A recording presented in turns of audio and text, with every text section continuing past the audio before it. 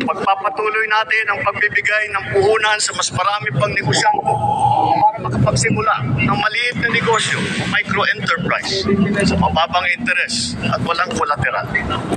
Pati na rin ang kapital at proteksyon para sa mga yamang isip. At para sa mga tinataguyod natin mula sa kahirapan, patuloy tayong nagbibigay ng libreng training at puhunan para makapagtayo sila ng sariling negosyo. Hindi tayo titigil hanggang halos 2.5 milyon maralitang pamilya ay matutulungan natin na magkaroon ng kanilang sariling maliit na negosyo. Palalaguin natin ang mga industriya, mga pabrika ng sasakyan, pulmahan, electronics, biotechnology, pharmaceuticals, critical minerals, telang Pinoy, halal, construction, mga planta ng kuryente. Ngunit, nananawagan pa rin ako sa ating mga negosyante.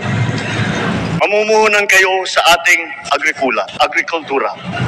My single resounding message to the international business community is this: the Philippines is ready. Invest in the Filipino. Our cavalcade of dependable and hardworking Filipinos, innately skilled, adaptable, and possessed with a heart for service are here, ready to work and to succeed with you. Sa mga nagtatanong kung nasa na ang 20 pesos na bigas, ito ang aking tugon. Napatunayan na natin na kaya na natin ang 20 pesos sa bawat kilo ng bigas nang hindi malulugi ang ating mga magsasaka.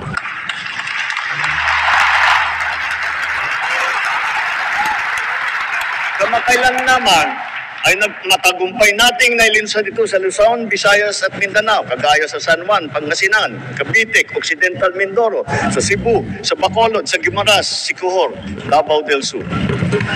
At dahil sa ilalaan nating 113 bilyong piso upang palakasin ang mga programa ng DA, ilulunsad na natin ito sa buong bansa sa pamamagitan ng daan-daang Kadiwa Store at Center sa iba't ibang lokal ng pamahalaan.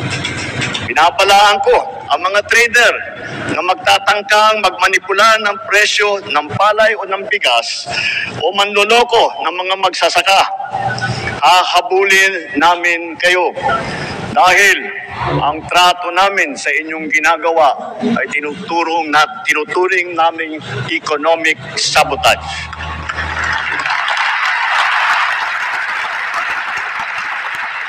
Bilang pangunahing solusyon sa mataas na presyo ng baboy, pinalalakas natin ang ating lokal na produksyon. Namimigay tayo ng mga biik at inahin.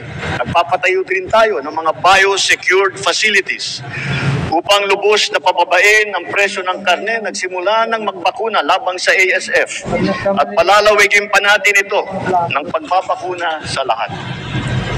Pinataas natin ang produksyon ng palay, mais, pinya, saging, mangga, kape, kakao, kalamansi, tubo, sibuyas, bawang, at iba pang mga agricultural products. Mula nagsimula itong administrasyon, mahigit 8.5 milyong magsasaka at mangingisda ang nakatanggap ng tulong. Lalo pa natin paiigtingin ang mga programa ng pamahalaan para mas marami pa ang matutulungan. Libo-libong kilometro ng farm-to-market road na ang ginawa na at libo-libong kilometro pa ang pinapasinayaan. Libo-libong hektarya ng lupa ay nalagyan na ng patubig sa buong bansa at libo-libong hektarya pa ang patutubigan. Libo-libo ring makinarya at pasilidad ang ating binuksan at pinamigay para sa mga magsasaka at mangingisda. Marami po tayong ipapatayo na rice processing system. Itong mga pasilidad at mga bangkang yari sa fiberglass na ipamimigay naman sa mga mangingisda. At ng ito ay sumusuporta sa kanila mula paghahanda, sa pagpunla, pag-ani, pagbiyahe hanggang sa pagbenta. Milyong-milyong Pilipino ang umaasa sa puno ng niyog bilang pangunahing kabuhayan. Mula ngayong taon, hindi bababa sa 15 milyong hybrid at mataas na klaseng mga binhi ng niyog ang ating itatanim sa iba't ibang panig ng Pilipinas. At itutuloy natin ito hanggang 100 milyong puno na ng niyog ang ating maitatanim sa buong Pilipinas.